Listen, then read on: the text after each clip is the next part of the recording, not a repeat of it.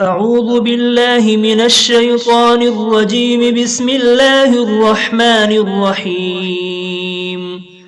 الحاقة ما الحاقة وما أدراك ما الحاقة. كذبت ثمود وعاد بالقارعة. فأما ثمود فأهلكوا بالطاغية وأما عاد فأهلكوا بريح صرصر عاتية سخرها عليهم 7 ليال و8 أيام حسوما فترى القوم فيها صرعا كأنهم أعجاز نخل خاوية فهل ترى لهم من باقية. وجاء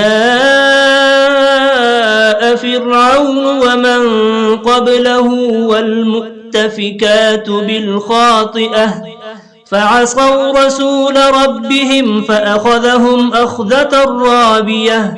إنا لما طغى الماء حملناكم في الجارية لنجعلها لكم تذكرة وتعيها أذن واعية. فإذا نفخ في الصور نفخة واحدة وحملت الأرض والجبال فدكتا دكة واحدة فيومئذ وقعت الواقعة وانشقت السماء فهي يومئذ واهية والملك على أرجائها ويحمل عرش ربك فوقهم يومئذ 8. يومئذ تعرضون لا تخفى منكم خافية. فأما من أوتي كتابه بيمينه فيقول هاؤم اقرءوا كتابيه إني ظننت أني ملاق حسابيه فهو في عيشة راضية في جنة عالية قطوفها دانية. كلوا واشربوا هنيئا بما أسلفتم في الأيام الخالية. وأما من أوتي كتابه بشماله فيقول يا ليتني لم أوت كتابيه ولم أدر ما حسابيه يا ليتها كانت القاضية ما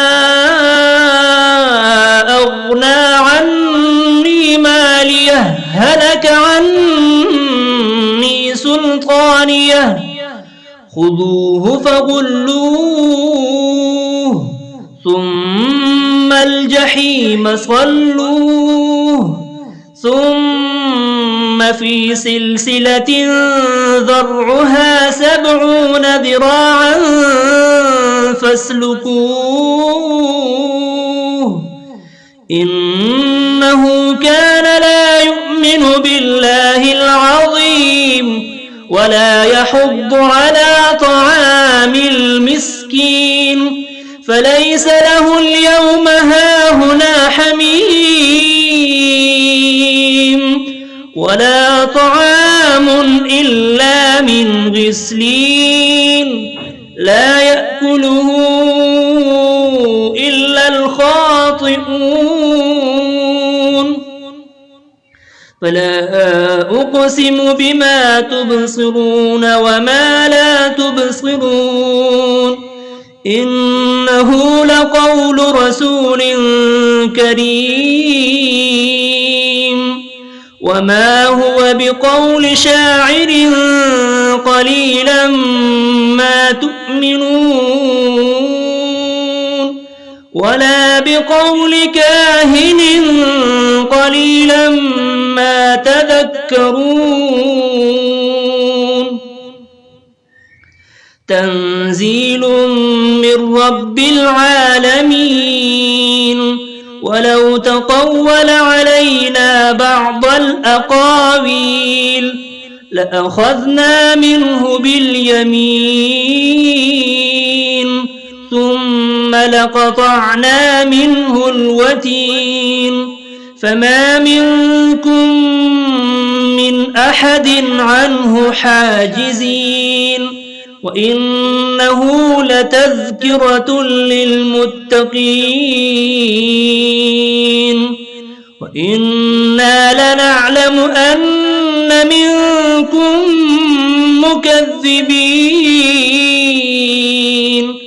وإنه لحسرة على الكافرين وإنه لحق اليقين فسبح باسم ربك العظيم